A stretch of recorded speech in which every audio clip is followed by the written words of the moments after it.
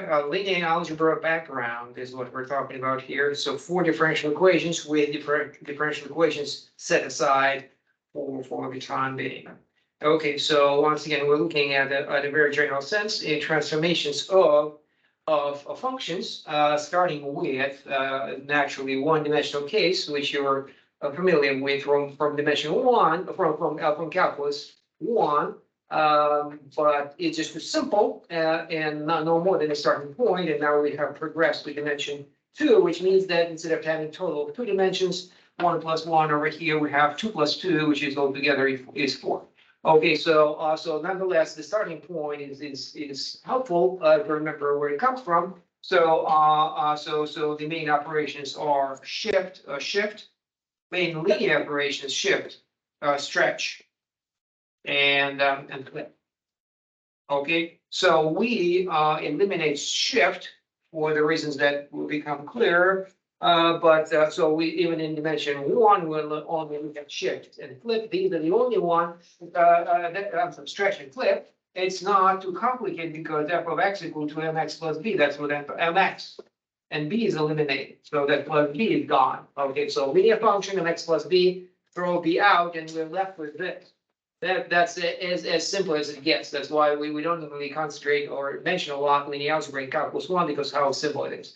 Mx, one number. Okay, so in that number m, when m is its absolute value is the stretching coefficient, and when it's negative, you also have a flip. That's all there is in dimension one. Dimension two. Okay, so we still speak of transformations, but now the linearity, that's the linearity here that we require. We'll have more things going on, and specifically, so still stretch, still flip, but there are more stretches, more flips, because in every direction is allows you to do that. And then something that's not here is rotation. Okay, so let's review that. Now we are forced to use, unlike this, once again, calculus one, this is in circle, and now we're forced to use vector notation, whether we're using the brackets or using the brackets, or we use columns for vectors, well, interchangeably. Okay, but the point is the vector on the left in R2 on the plane produces a vector on the right, and then we have x, y here, and we have u, v there, and the only thing that needs to be specified is how do I get u from x and y, and how I get b from x and y. So as an example, these are the ones. Okay, so once again, the formula itself is similar to this one, mx plus mx, except with two variables. That's what it looks like. It's such as 2x minus 3y or x plus 5y. So both of them are nothing but coefficients. So x appears twice and y appears twice. Altogether, there are nothing but 4 coefficients. Naturally, so you can if you switch from side by side writing the two formulas, you switch to vector or point notation. Okay, so then you end up with this formula over here, and then you abbreviate, which is if you look at it. I put a question mark here. Is it a huge abbreviation? Really think about that formula over there, 2x minus 3y and x plus 5y in parentheses, or this little table over there. It's not much of an abbreviation. It is really, but the specificity here is if you were to do computations with a computer. Okay, so the computer would need only these 4 numbers. Remember, it's literally an array of numbers that computer would know. And the formula at the top with x and y are how people would do it. Okay, so x and y are just stand-ins. They are labels to be replaced with something that is not that is only when it comes up that you substitute. If you're doing computation with a computer, literally, then this is the data you need to collect, and so these 4 numbers describe your transformation fully.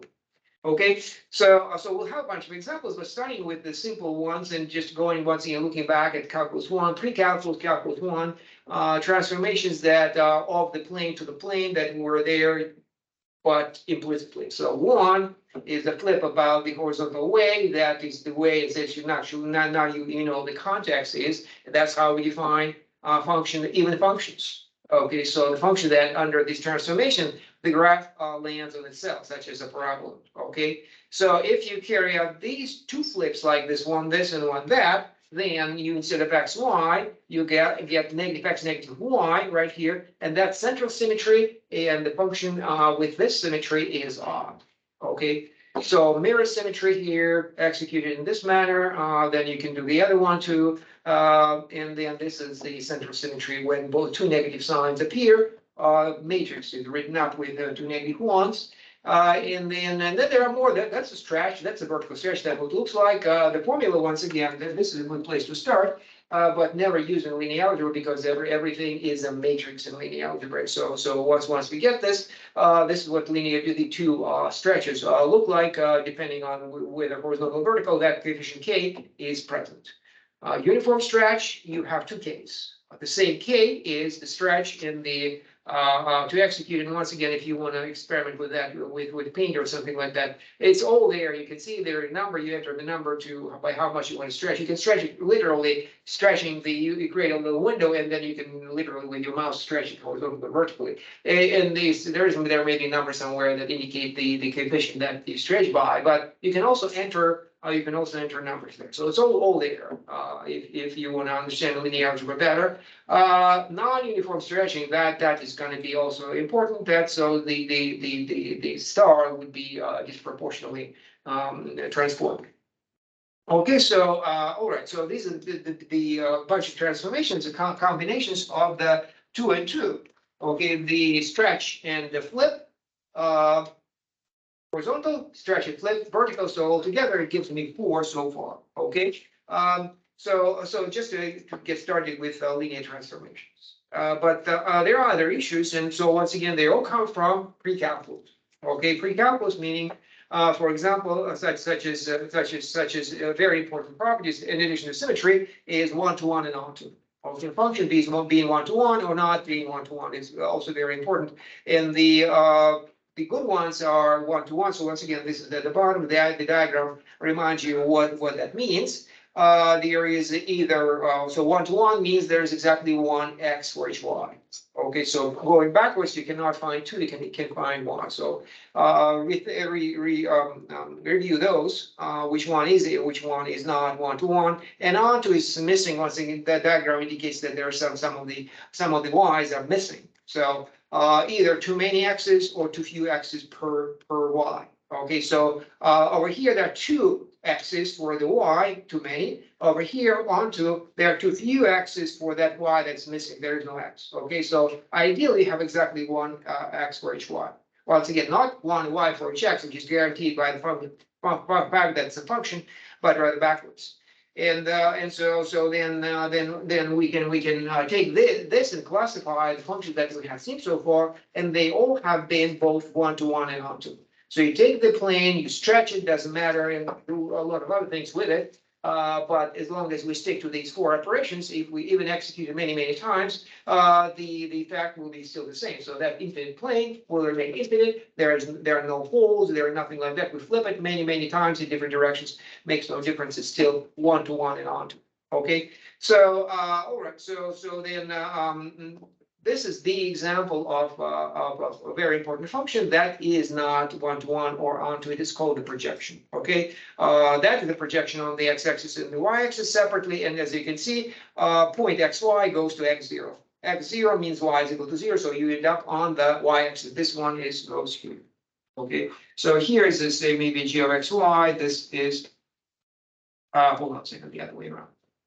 X0, so x matters, y doesn't. And if you want the other one, it's here somewhere.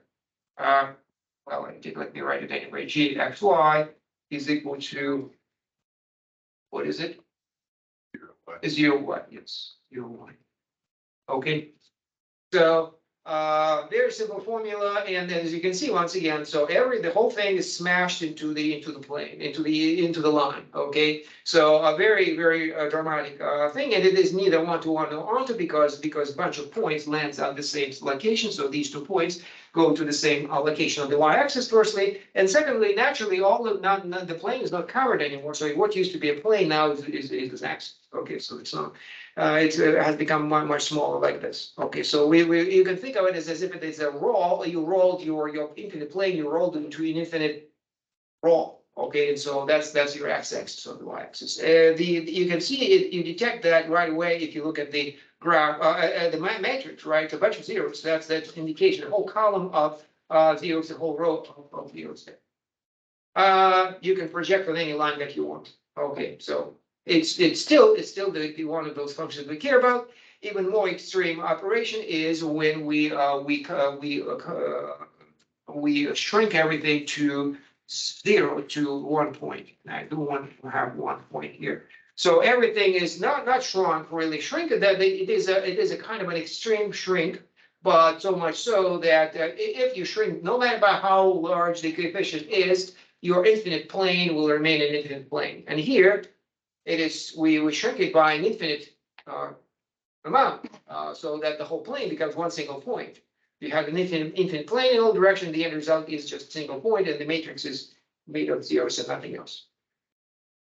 Okay, so if we look at what the matrix looks like, and there are 4 numbers. There is nothing else. These are the 4 numbers, and then so you can try to predict what these numbers indicate. And so far, the examples suggest that these numbers are the most important ones, especially when B and C are zeros. When B and C are zeros, then it means that X and Y do not interact. Okay, so it means X depends on X and Y depends on Y. Okay, so and then these 2 coefficients are just indicate A and D on the what we call the main diagonal, or indicate the stretches of stretching, including the flips in those 2 directions, for X or Y. So the flip about the diagonal. Remember the context when you did the flip about the diagonal in calculus or pre-calculus. It's how we produce the graph of the inverse. Like this, right? Remember the inverse? So that's literally interchanging X and Y. That's what happens. And the matrix is very different from what we have seen. This is the matrix. So XY becomes YX, which means that this is the matrix. Instead of having ones this way, it has ones that way. Okay. See, and that's how we build the inverse, and that's what's behind it. Just one transformation of the plane transforms whatever is drawn on it. Okay, so if the graph originally was plotted over there, then after this transformation, which is executed point by point, but nonetheless, it is a transformation of the whole plane, it's flipped. Okay, so then the graph emerges, the transformed graph emerges on the right. Okay, so just review these, and that's what X depends on Y depends on X. It is the other 2 entries, the 2 main entries on this diagonal, and then the other 2. Okay, rotation 9 degrees. Okay, so so you can ask yourself, where does XY go? So this is neither the flip, but it is the rotation 90 degrees in a clockwise direction. But you can guess what the formula is. But once again, you're supposed to put here something that depends on XY here, something that depends on XY there. Okay, very easy way to discover this. Compositions. So why it's important to take those things in pre-calculus and think of them in a manner that is more general rather than numerical functions. Well, that's not the case anymore, right? We're literally speaking of functions with 2 input, 2 outputs. So which means that, but all the concepts of pre-calculus, one-to-one, onto symmetries, and in this case, compositions are still applicable. So you just execute 2 transformations in a row. So here, what I'm doing here, I take my circle and then I stretch it, and then I also, or vice versa, first stretch and then rotate. Okay, you can see what happens. So like this, transformation like this. Okay, so all of that can be executed with nothing, a single matrix, but it is made of 2 steps. So compositions, you remember what do we need to talk? We talked about compositions a little, but it's basically substitution. So you have 2 transformations, and depending on which way you execute them, you substitute one into the other, or vice versa. So, a bit more about that later. Okay, so linear operators. So I've been talking about these transformations very loosely, and it's unclear which one we include, which one we do not. Was very easy in dimension 1. Once again, y equals mx. That's the whole thing. That's a linear function with a y-intercept equal to 0. And once again, what it does is entirely clear. It stretches. The x-axis is a line, and then you just do this. You still stretch it. So these are my x's, these are my y's, and then say maybe multiply by 2 is what happens here. So your infinite line, it still remains infinite. It hasn't become bigger, but nonetheless, the distances have increased. So if it was 1 here, now it is 2, hypothetically. Okay, so that's a stretch. And now you can imagine now in dimension 2. Every single one like this can be executed in every single direction and many times. There's this literally all linear functions in dimension 1 are here in this little formula. And then in dimension 2, that's not the case anymore. This is what we're looking at. 2 inputs, 2 outputs. A vector xy goes to vector uv. Once again, we write the formula in some way with either the traditional way of writing them as points. So there is a formula for u and there is a formula for v, right? And they both depend on xy. Okay, so if we prefer to use vector notation, so I'm using these triangular brackets here. So as you can see, it's identical. It's not virtually, really identical. It depends on the point of view. Okay, the point of view: are we dealing with points or are we dealing in vectors? And sometimes we can switch back and forth, but for the sake of linear algebra, we're doing the letter, we're doing the vectors, and primarily because so these are points. And these are vectors. And why do we choose vectors over points? Because we can do algebra with them. Okay, so you can add, subtract, multiply, and so on. Okay, so once again, the function is a black box. The vector input xy goes in, and something inside happens, and the output comes out u. Okay, that applies to any function. So there is no specificity to transformation that we have. And remember why we are limiting ourselves. We saw some of the in dimension 2. We saw differential equations, systems of differential equations based on this, on the vector field.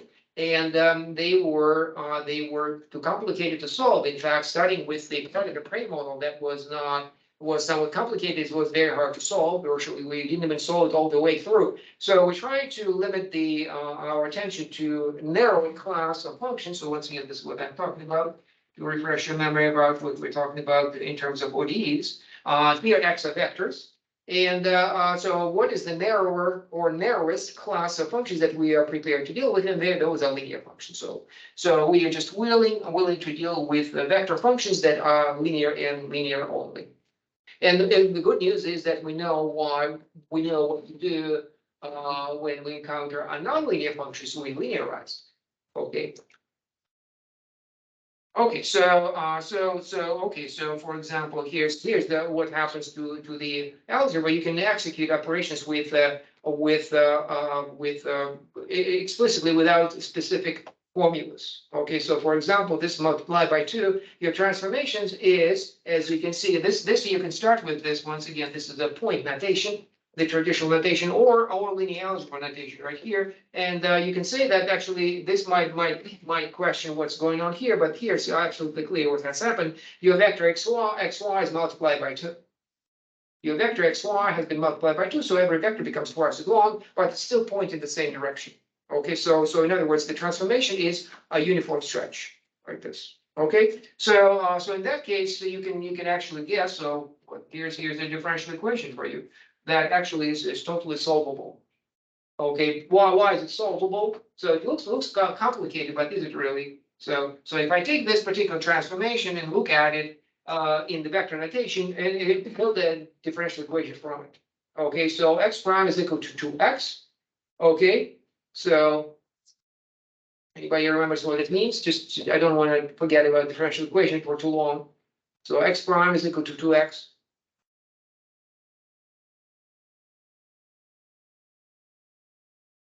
And you get back from this to equations. This is one single vector equation. How do I write it in terms of the scalar equation?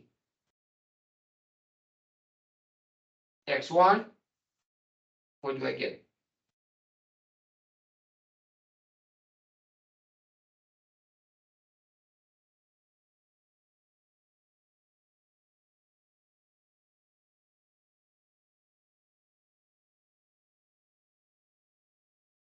When in doubt, have some kind of tangible example.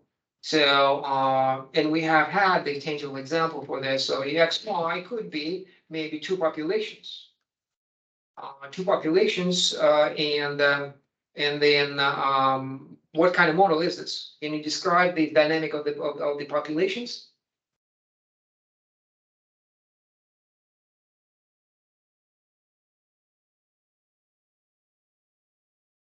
X prime is equal to 2x. When in doubt, go back to ignore the capitalization. X prime is equal to 2x. Suppose these are lowercase letters. What kind of model is that? Yeah, the answer will be exponential. It is indeed, it is a natural growth, population doubles, that's all.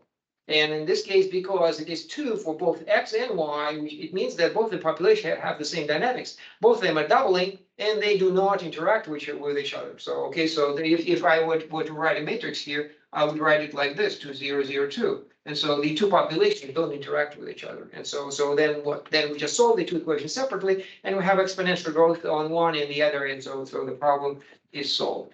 Okay, so here we go. So that's the benefit of vector notation is indeed that the equation that I wrote over here is whether it is linear algebra or it is differential equation. It looks very familiar if you just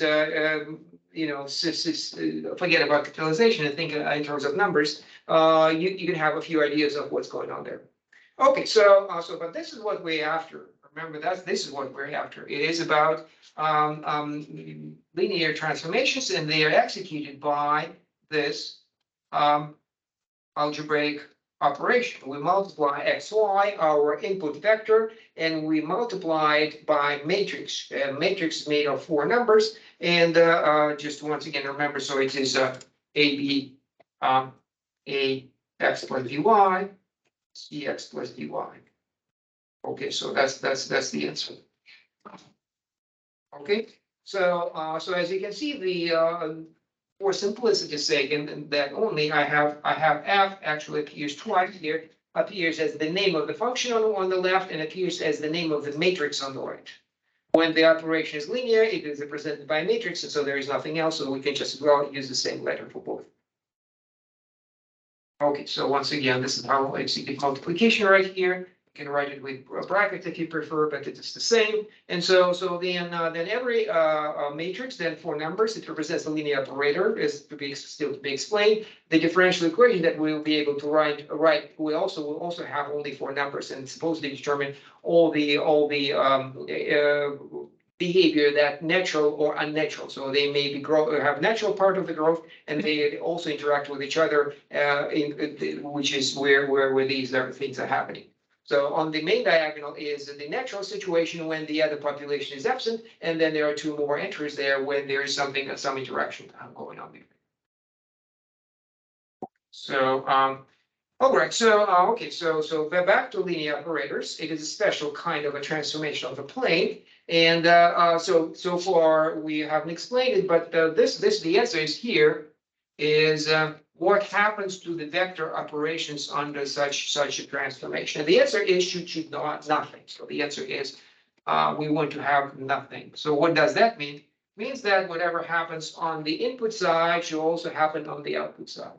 Okay. So for example, it happens in dimension 1 too. So look at it. I'm looking at a linear function, f of x is equal to 2x, and then these are the inputs. I add the inputs, and then I look at it. So I multiply by 2x plus 2 multiplied by x plus x prime right here, right? I factor x out, 2 out, and I end up with f of x plus f of x plus f of x prime.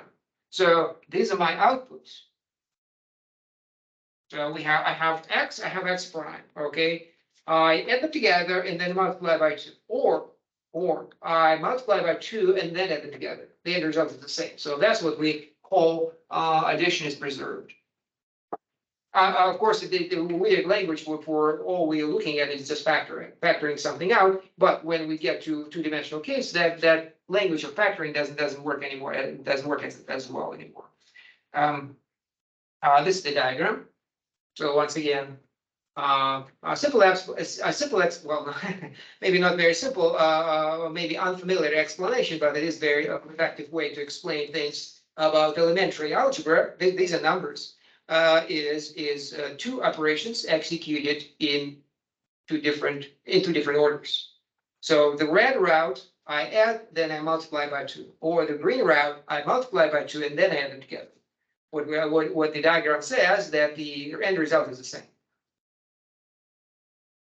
Okay, so once again, it is a roundabout way of saying something that we have known for many years, but it pays off is that the diagram remains the same once we move on to higher dimensions, and then both of these operations are more complex. We're not adding numbers anymore, we're adding vectors. So multiplication is also meaning stretching of the vectors. Okay, so that surely matters. Okay, so add them, then down apply function to the result. Okay, so add the two vectors, and then when going down, apply the function. Okay, or apply the function first, the green one, and then add them together, and you have the result, and the result is the same. So x plus 1 does not preserve addition. It's so simple, but nonetheless, it does not preserve addition. Look at it, because there are too many ones. The 1 appears twice. So if I try to first apply function and then add two numbers together, or here I add two numbers together first and then add 1.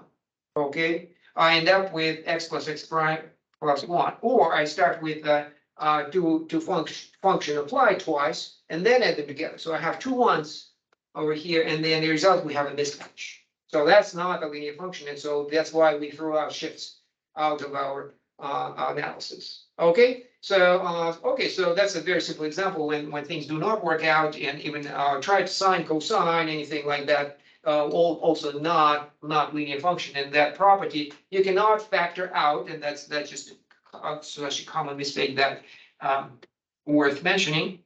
So the say x plus y squared, x squared plus y squared. You can see it's a very similar situation to what I did here. Add two functions, add two numbers, and then square them, or square the two numbers and then add them together. What's the? Is there a comment here to be made? No, they're not the same. They are not the same. That's right. So this is the what? So that's why we're not looking at squares. We're looking at these functions that are much simpler. Another example, just in case, or the square. There are just so many of these. Or sine. So anything you can really think of is not linear. So that's the linearity. It can be factored out. And so in high dimensions, we also have an analog of that, and so we'll stick to that. Okay, so let's look at vectors now. Suppose the inputs are vectors, and once again, we're looking at what's happening on the input side versus on the output side. And this is the addition of vectors. This is what addition of vectors looks like. Remember parallelogram addition of vectors. Okay, and then we ask ourselves, what if after the operation had been carried out, we rotate it?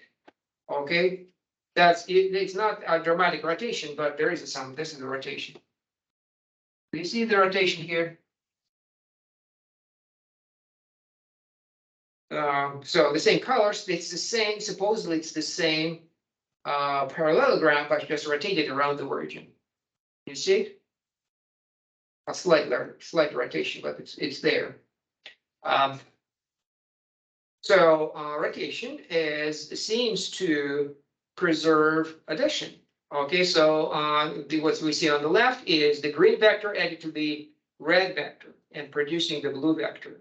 If we rotate it, it's the addition is still there. It's still red vector plus green vector gives me the blue vector. Okay, so that's a more complex analog of this. Okay, so you add two vectors. So once again, if we look at what we're looking here is once again, A and B added together, and then rotate, or we first rotate it and then we add them together. Okay. And what we say here is that maybe not 100% obvious from the picture, but we do claim that the result is the same. So, okay, so let me examine. So the red route is adding vectors together and then rotate. So I add them together. I'm here with this vector, and then I rotate it. I come presumably here. Or I first take those green those two vectors and don't add them together, but let them rotate them. So I rotate these and rotate them and add them together, and the end result's supposed to be the same. It is predictable because what does the rotation do? It does nothing. So if you have a parallelogram and you rotate it, and no, you don't rotate the parallelogram, you rotate the plane.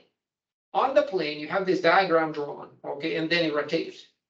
What happens to the diagram? It looks exactly the same. It's still a parallelogram, and it still can be thought of as addition, as a diagram of addition. So that's kind of an informal explanation of why rotation preserves addition. Okay, so once again, in the sense of this diagram, two operations flipped in order. Okay, so all right, so that's what addition what it means for transformation to preserve addition. Okay, so we don't have to go n-dimensional, but nonetheless, you can if you want. So that's what preserved addition means. That addition after or before the function makes no difference, produces the same result. Or you can think about if you forget about that this is a function, it's like factoring. It's not factoring, but it's like factoring. Right?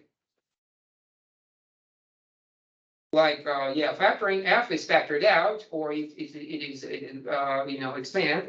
You either factoring is this way, and then this is expanding. Right? So once again, it's not really, it's a function, but it looks like something that you saw in middle school. Okay, so all right, so that's we want that. Once again, it's a simple kind of function. And what about the stretch? Okay, works out the same way. If I have an addition diagram of vectors on the left, what happens if I shrink, in this case, my picture? Well, it's smaller, but it's the same picture. It's the same, the parallelogram remains parallelogram. Okay, so the addition, the blue is still the sum of the red and green, and therefore the diagram, I do not have a diagram here, but I could use this diagram. So instead of rotated, I have shrunk. Okay, so adding then shrinking, or shrinking then adding, the result is the same once again. So just there you go, diagram like that, but you can see the effect of it. Okay, so reflection. Once again, I have addition diagram on the left, I have addition diagram on the right, I flip one into the other, it's still addition. It's still, you take red plus green, you get the blue, so nothing changes. Okay, so once again. So if a function is given by a matrix, then it preserves addition. Okay, so once again, a matrix, like I said, function, the name of the function is f, and it's given by a matrix, I also call it f. Okay, so that's why I have it right here. Okay, so if it happens to have matrix, so those four numbers, and the operation is executed as we know we do it in the matrices, then it preserves addition, and there's a little proof here, which is really not much of a challenge, just manipulating a little bit of algebra, one dimension at a time. Well, if it seems to be too easy to guess, I had stretch. Well, I had first rotation, I had stretch, and I had a flip, and naturally my addition of vector diagram looks exactly the same. But actually it works out even if I do, as I execute here, a non-uniform stretch. Okay, I'm doing non-uniform. F is a non-uniform stretch. In fact, in the vertical direction, there is no change. I'm stretching in the horizontal direction and double it. Okay, so and then once again, the question remains the same. If I'm doing addition on the left among the inputs, what happens to the outputs? And the answer is, well, still the same. It still produces the same effect. So two vectors A and B on the left, and then I'm going down. I'm adding them once again, following like it's a diagram, and then the purple one is A plus B. Or, okay, my transformation stretches, F stretches by two, my plane. Okay, so what does it do? F of both B and A are doubly in the horizontal direction, but nothing else happens. And then I try to add them together. I'm going down in this diagram like this. Okay, and then so I build a parallelogram, and then what happens is I end up with this purple vector at the bottom, which is the sum of f of A and f of B. And now the question is, what's the relation between these two purple at the bottom? This one and that one. So this one versus that one. And the answer is not naturally, as you could guess, because the parallelogram has been stretched, so is its diagonal. Okay, so indeed, once again, there's a match. So you take A plus B, you stretch it, and this one is straight goes here. So in other words, this is equal to f of A plus B. Okay, so the same exact formula as in the definition right here is the definition, what it means to preserve. Okay, so on the left and the right is the same thing. Okay, so any questions about this? And then, so that's one algebraic operation, a vector operation. The second is more simpler, it's scalar multiplication. And once again, we ask the same thing. The scalar multiplication to be preserved under that function. Once again, it's a say dimension 2, and then as you can see, k is factored out.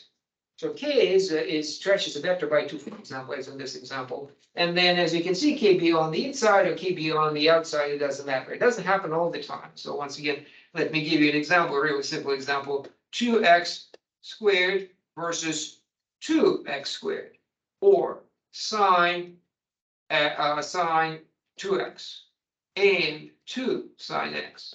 What's the relation between these two?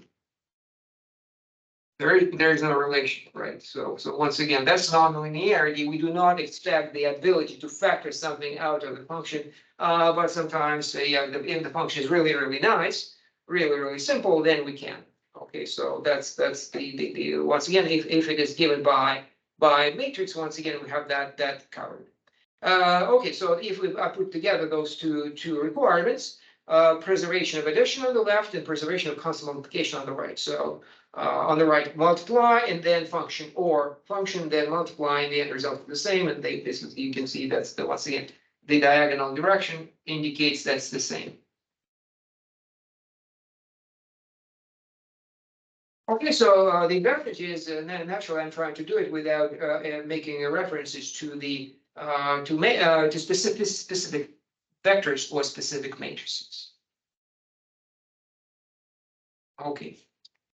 Well, so there are one guess you can make is that motion will also preserve addition, as we already saw, simply because it doesn't change any direct dimensions among the vectors, so it works out quite easily. Scalar multiplication. So once again, that's what I said. The function is if it is given by a matrix F. And in other words, this is my function is executed by matrix multiplication. Then it preserves multiplication. Together, it's called a linear operator. Okay, to bring this home is the language that we use is that if both these two conditions are at the bottom, we have looked at right now, and then if both of them are satisfied, we call this a linear operator, and that's pretty much it. It is a class of function that's much simpler than nonlinear functions. Once again, every time you need out, if it looks complicated, think about these functions that are not, we threw out because they're too complicated. They're not. So these are as simple function as it is, and so every function is only described by four numbers. Okay, so here's the naturally bring home to the idea that every function defined by multiplication is linear operator, and conversely, every linear operator is given by matrix. Okay, so it's the same thing. Okay, the only difference is, and that's for us to worry about later, is what the matrix depends on your particular axes. Okay, so you change the axes, the same operators will be expressed in terms of different matrix. Okay. So that's why we because it's not written in stone, the axes might change, and therefore the matrices might change, and that's why we prefer to think about linear operators, not of matrices, but rather through these indirect conditions. Okay, so it is more mathematically challenging, but ultimately pays off, especially if you go to high dimensions, then it still works. You do it in dimension 35 or 55, it's the same. These are the same. Okay, so, all right, so some more analysis of linear operators follows. We're gonna go fairly deep there, but this is not really especially deep. That's the minus zero operator, matrix made of zeros, and it takes 0 to 0, I'm sorry, that's not what I'm talking about. It is the 0 goes to 0. That's one thing about linear operators, that it has to go to 0 to 0. Okay, so there's no shift. Okay, so everything is, once 0 is there, it's not going anywhere. So we're dancing around it, but not so going anywhere else.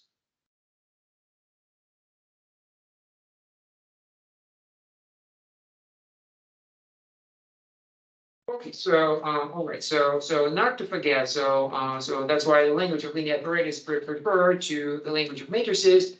Less likely you forget that we're dealing with functions. So these just functions happen to be R2 to R2, but they're still functions. So there's input, there is output, there's one onto, there are symmetries, all of them, those questions that you can ask. You can speak of domain and codomain. Okay, so all of these language of functions applies. Including the image, the pre-image, something like that. Okay, so this is the zero operator that I was referring to. It is literally that we use the same zero, by the way. Okay, so we use the same notation for the zero operator that takes everything to 0. Okay, that's a typo. Okay, and as I was saying, 0, 0, and 0. Okay, 3 different things. Okay. What 3 different things?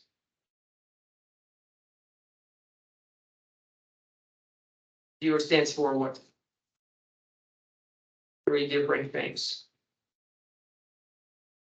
Well, one is obvious, one is here, and another one is elsewhere. So the first one is 0 is a Number. number, yes. And number, the last one is in definition, it is a linear operator. And the second one, It's a vector. it's a vector. Yeah. Okay. So, and so you have to, from the context, you should know which one we're talking about here. So in fact, here, this is the vector, and this is the operator.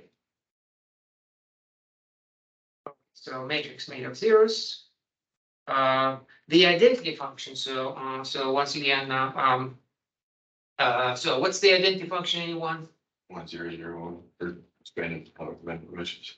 Yeah. So, but the function itself is it takes x to x.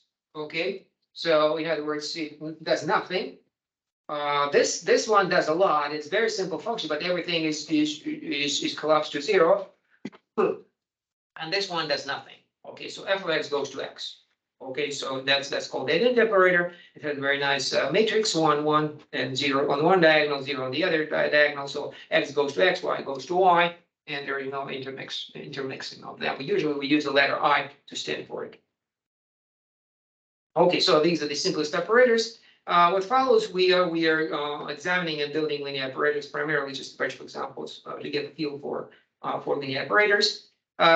So how do we study? And the answer, how do we understand what linear operator does in the backward direction? So it's not like we already know what it does, and then we just find a matrix for it. That's important. But here we also, how is that if we execute the linear operator, we have a formula, we have a matrix for it. How do we know what it does exactly? And it's not entirely obvious. And the answer is to place a curve among the xy's, and then see what it does under this linear operator, what it does to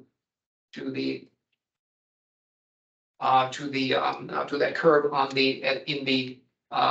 the outputs. Okay, so that will be the trick. So for example, if I'm looking at the transformation, u is equal to 2x, v is equal to 4y, naturally you can write it as simply 2x 4y. Okay, but we prefer to write it in the form of a matrix, so 2, 0, 0, 4, 2 non-uniform stretch. Okay, rescale it. But if I were to execute it, that seems to be obvious, right? So think about it. So x doubles, is doubled, and y is quadrupled. Okay, so a non-uniform stretch, so circle will become an ellipse. Okay, well, that seems to be clear, but if you look at actually over here, what happens to the lines? So I'll start looking at curves within the xy plane and see where they go. Look what happens. So uniformly distributed straight lines for the origin, look what happened to them. They kind of been shifted because there's a more stretching in the vertical direction than the horizontal direction. The end, the net effect is, and you can see the stretch. Can you see the stretch? Carefully. Can you see the stretching effect? Where do you see it? No, not there. Carefully. Look at the lines. They're farther apart from each other, those arrows. So that arrow over here, it goes over there and lands instead has become longer. But it becomes longer in the horizontal direction, more in the vertical direction. Yeah, so it has grown, but it has grown more in the vertical direction than horizontal, which causes the straight line to rotate. But differently depending on where that line is, even though both vertical and horizontal lines are intact. Look at them. Both vertical and horizontal are intact. The one in between them are kind of rotated, but they're different. So it's not a rotation. Even though these lines seem to have been rotated, the whole thing is not a rotation because once again, the axes remain intact. Well, they're not intact, they're actually stretched, but they're definitely not rotated. Okay, so that's indication of complexity still to come. But that's what the non-uniform stretch does. It's if you start with a circle, and that is still to see, it will turn into an ellipse. But if straight lines are being rotated in that fashion, okay. All right. I rotate differently. Okay, so that's actually the most important observation here is straight lines on the left, they're still straight on the right, right? So yeah, that's a linear operator for you. It doesn't curve anything. So if you have a straight line, it will remain a straight line. Right, so that's important.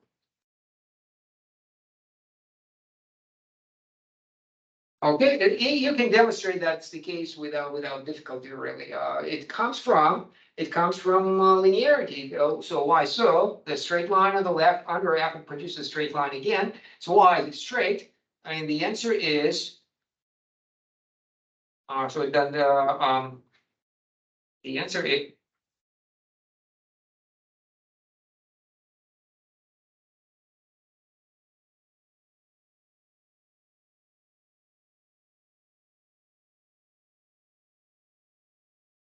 Okay, and the answer is the second requirement. So preserves scalar multiplication.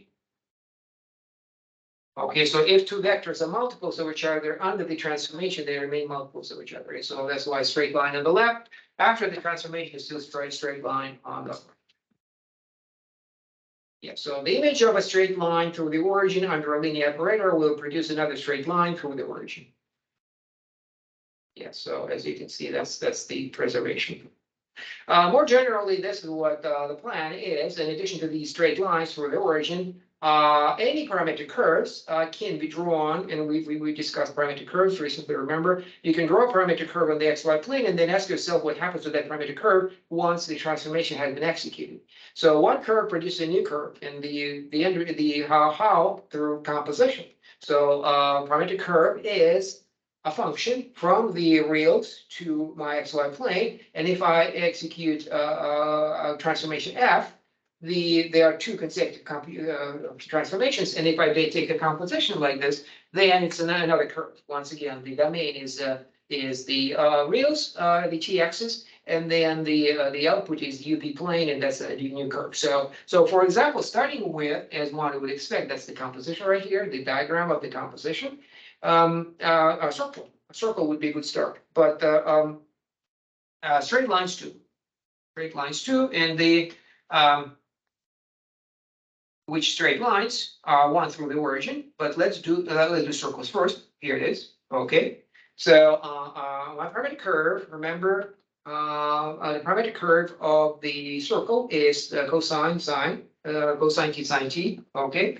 R is the radius. Okay. So for each r, I built a whole circle right here separately, and then I did the f transformation. As you can see, I picked a very simple transformation, multiplication by 2. And so every vector has been transformed by 2, but it also can see what happened to the curve.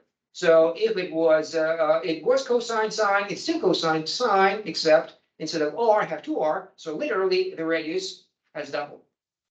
Okay, so that vector algebra right here indicates what has happened to every circle. It has, and you can see it on the picture, that light blue circle, for example, is still there. It just doubled in diameter. So they stretch radially, but still the center remains the same. So that's the one grid that we can choose is the circle. The other one is Euclidean grid. Okay, like this. So a bunch of horizontal lines, a bunch of vertical lines, and just see where they land as we carry out the transformation, and where they land and the output. And so these are the two choices. Either we go with the Cartesian, okay, horizontal and vertical, or we go with the polar. Remember, everybody familiar with polar coordinates? This is the diagram. So remember what it does. The one thing is distance to the origin, the other one is rotation. But if you want a grid, the Cartesian grid is here, and the polar grid is there on the right. So the straight lines through the origin plus the through a bunch of circles. And so we can see where these squares go and where these curved whatever rectangle go under our operations. Okay, so here it is. So what is this operation? Y is equal to 2x, b is equal to 0. Okay, so what is it? One of the outputs is 0 no matter what. What kind of transformation is that? Projection. It's projection, yeah. A projection on the x-axis. Okay, so you can see it here. It's not very impressive on the right, but on the left I had a bunch of circles. So this, by the way, is done with Excel. So we're gonna see a few examples next. So I have a bunch of circles, and then I carry out my transformation. And as you can see, where are those circles? You see those circles on the right? Points on the x-axis. Well, they're not points, but what are they? Two They what? ranges. Yeah, so they're segments, right? So for example, I think that's the orange one. It has been stretched, so the orange one here and this one, that's what they turn into. That is the projection, right? So you take a circle and collapse it to the line, and so that happened. Every single circle has become this thing like this. Okay, circle has been collapsed, and once you made this little not app, but a little spreadsheet, you can now plug in anything you want, because it's nothing but 4 numbers. You vary these 4 numbers right here, and then you can experiment with any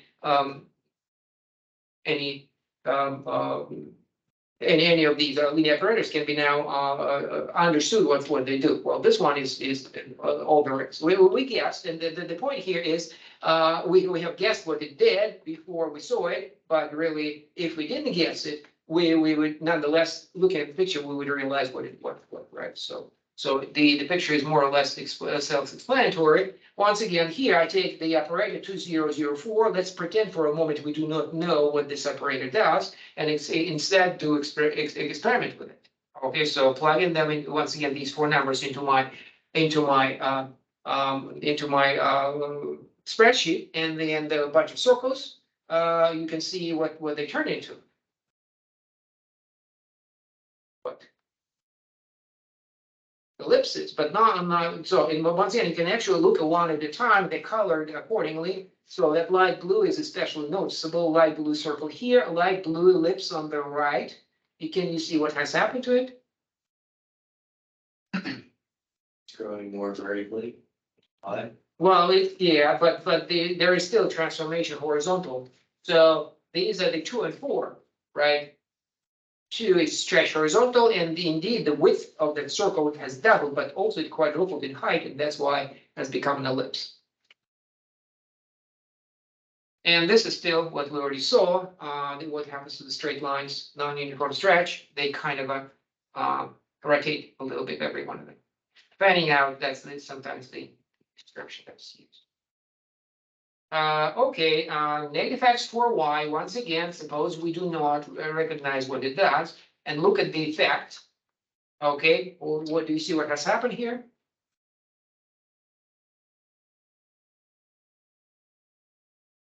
Similar to the last one, but they've changed direction. It is, so it's very similar to the last one. There is no stretch in the horizontal direction, but that's that you have to pay attention to notice indeed that if the original one went counterclockwise, this one goes clockwise, and that's the negative sign over there. Negative x. It is a flip. There's a flip present there. Okay, so the whole thing is actually flipped upside down, and so left becomes right, right becomes left, clockwise becomes counterclockwise, and vice versa. That's what flips do. Okay, so that's my matrix. And this one is totally incomprehensible. 1, 2, 2, 4. Okay. Okay, so once again, we haven't seen this, so we cannot guess what it does. But once again, experiment always, just like Euler's method. If you don't know what the differential equation does, you just experiment, and that gives you an idea. So can you see what has happened here?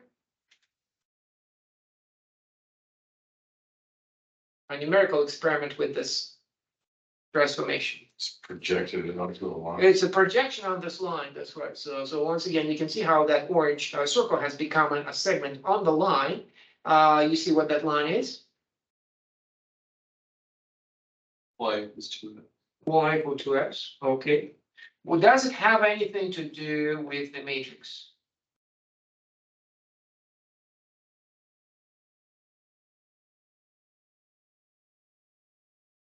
Well, it kind of does, because 1 and 2, 2 and 4, but really how we could have guessed that's the projection is if we look at the 2 rows or 2 columns. What's the relation between the 2 columns?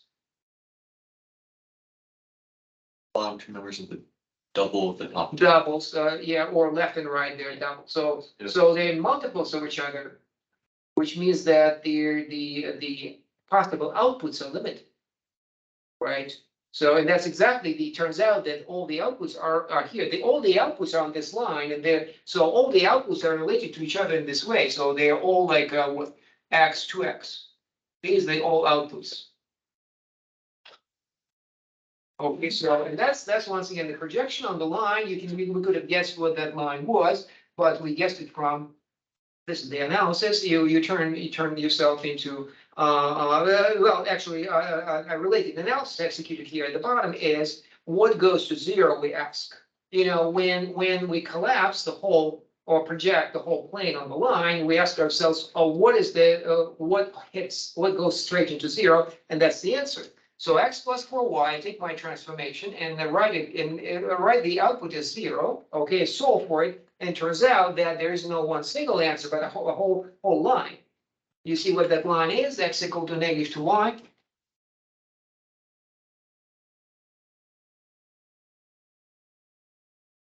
So that one is y equal to x. What about x negative 2y? Or if you prefer, y equal to negative 1/2 x. You see the link between the two lines? It's the inverse. What? It's the inverse. No, I would say it's in the inverse. Look at the slopes.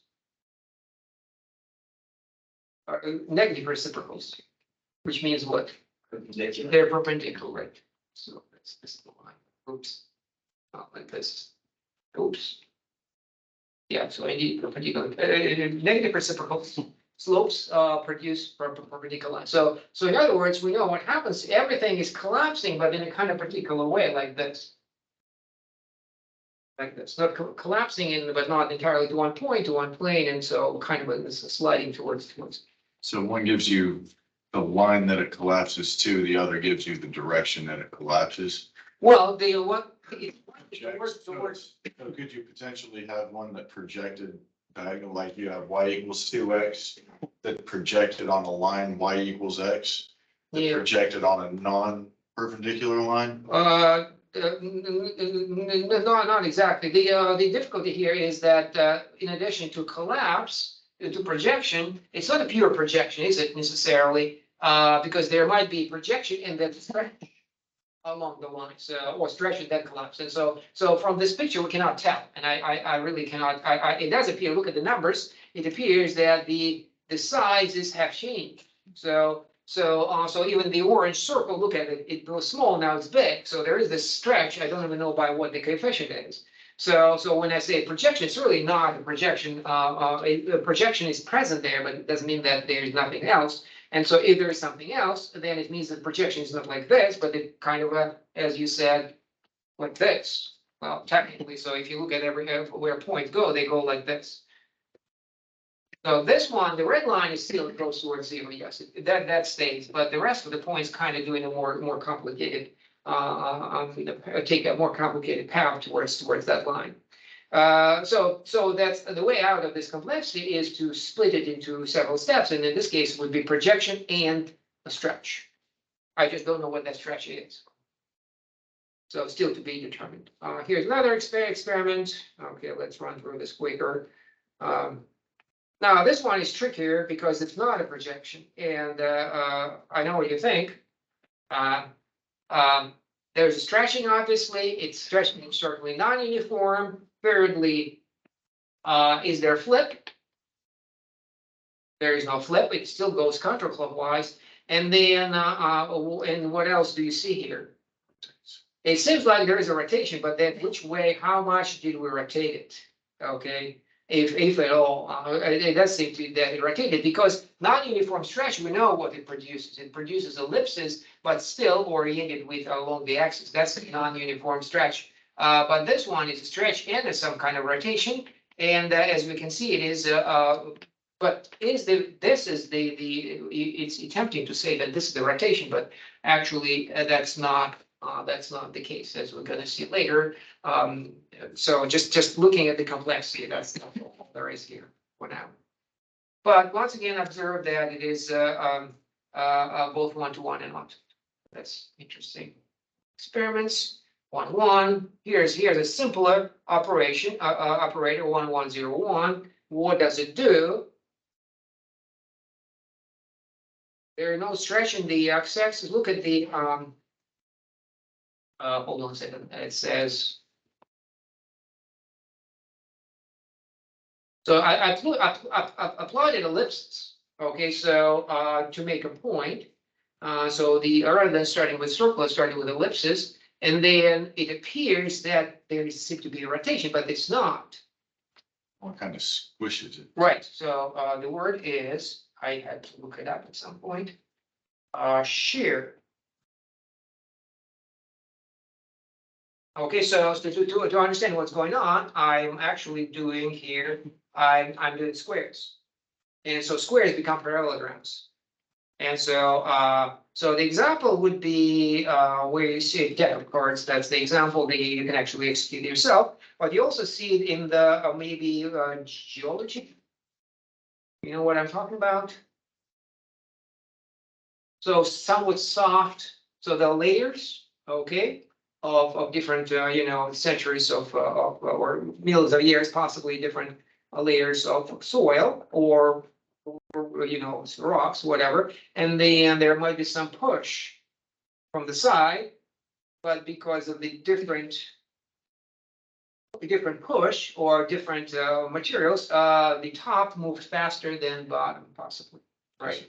Fluid dynamics and deformity. Oh yeah, I guess so. I mean, it kind of might be affected by in that manner. Might be more fluid. Yeah. Similar to viscosity. Yeah. Yeah.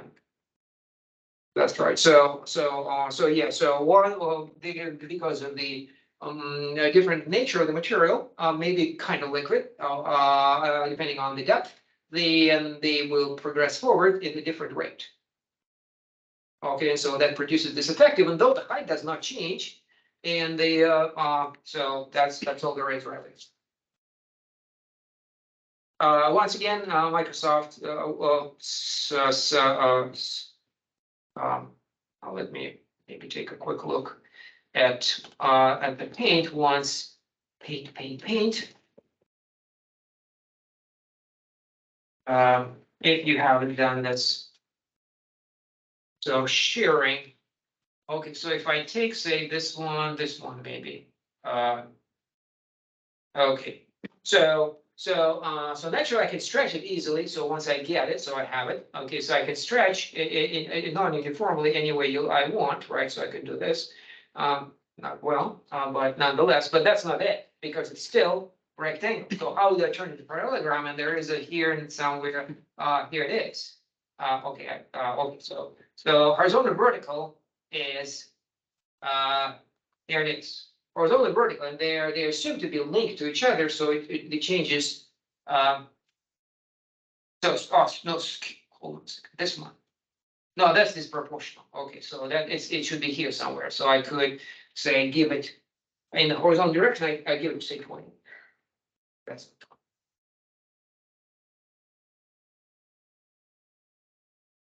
20. Okay. Let's see. Okay. So that's all the right.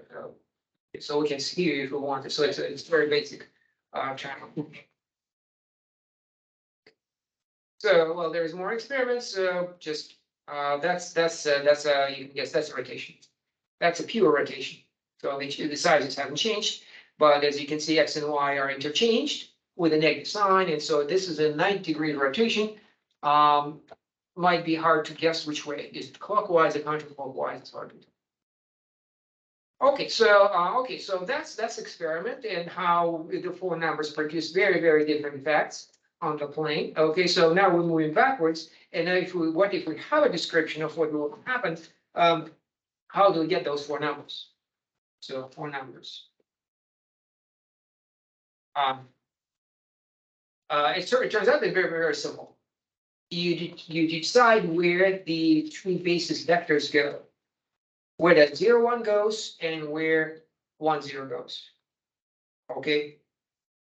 And that gives, if you know it from the description, you should be able to determine where these two vectors go, and these vectors then together form your matrix. Okay, so the order of things is kind of opposite. Yeah, so this is from the description. You get these two, and then what do? You form a matrix. Okay, you form a matrix, and then you have it. Okay, we'll do it next time. I'll just stop here. No.